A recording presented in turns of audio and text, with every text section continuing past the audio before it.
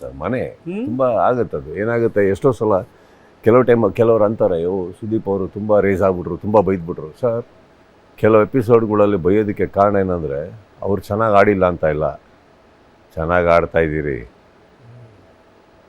ಇವತ್ತು ನಾನು ಬೈದು ತಿದ್ದುತ್ತಾ ಇದ್ದೀನಿ ನಿಮಗೆ, ನೀವು ಅಲ್ಲಿವರೆಗೆ ಹೋಗೋರು ಹಾಳಾಗಬೇಡಿ.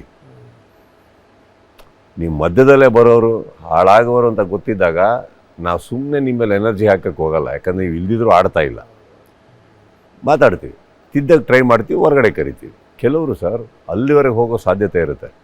ಯಾವುದೋ ಚಿಕ್ಕ ಕಾರಣಕ್ಕೆ ಹಾಳಾಗಿರೋದನ್ನ ಬಿಗ್ ಬಾಸಲ್ಲಿ ಎಷ್ಟೋ ಸಲ ನೋಡಿದ್ದೀನಿ ನಾನು. ಸೊ ಇಲ್ಲೇ ತಿದ್ದುಬಿಡೋದು ಬೆಟರ್ ಅಲ್ವಾ? ಆದರೂ ಬೇಜಾರು ಮಾಡ್ಕೊಂಡ್ರು ಪರವಾಗಿಲ್ಲ, ಬೈತೀನಿ. ನಿಜ. ಅವಾಗ ಅವ್ರು ಅನ್ಕೊಬೋದು ಅವ್ರಿಗೆ ಬೈಲಿಲ್ಲ, ಇವ್ರಿಗೆ ಯಾಕೆ ಇಷ್ಟು ಬೈದರು ಅಂತ. ಬಟ್ ಕಾರಣ ಇರುತ್ತೆ ಸರ್. ಅದಕ್ಕೆ ಹೇಳೋದು, ನಾನು ಇಷ್ಟು ವರ್ಷ ನಡೆಸ್ಬೇಕಾದ್ರೆ ಏನೋ ಕಾರಣ ಇರುತ್ತಲ್ಲ. ಅಲ್ಲ ಆದರೂ ಬೆಂಡೆತ್ಬೇಕಾದ್ರೆ ಸಖತ್ತ ಬೆಂಡೆತ್ ಬಿಡ್ತೀರಿ. ಆಗುತ್ತಲ್ಲ ಸರ್, ಕೆಲವು ಟೈಮ್ ಆಗುತ್ತೆ ಅಲ್ವಾ? ಬೇಕದು, ಆಗಿನ ಟೈಮಿಗೆ ಬೇಕಾಗುತ್ತೆ ಅದು ಅಂತ.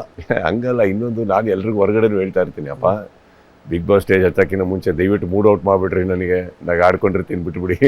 ನಿಮ್ಮ ಕೋಪ ಹೋಗಿ ಎಲ್ಲನೂ ತೋರಿಸ್ಬಿಟ್ರೆ ಕಷ್ಟ. ಸುಮ್ಮನೆ ಅವ್ರಿಗೆ ಮಾತಾಡಬೇಡಿ ಅಂತಿರ್ತೀನಿ ಎಲ್ಲರಿಗೂ. But it's A good thing sir ಅಲ್ವಾ? ಈ ಬೇರೆ ಬೇರೆ ಬಿಗ್ ಬಾಸ್ ಎಪಿಸೋಡ್ಗಳಿಗೂ ಸೀಸನ್ಗೂ ಈ ಸೀಸನ್ಗೂ ಏನು ವ್ಯತ್ಯಾಸ ಇದೆ ಸರ್?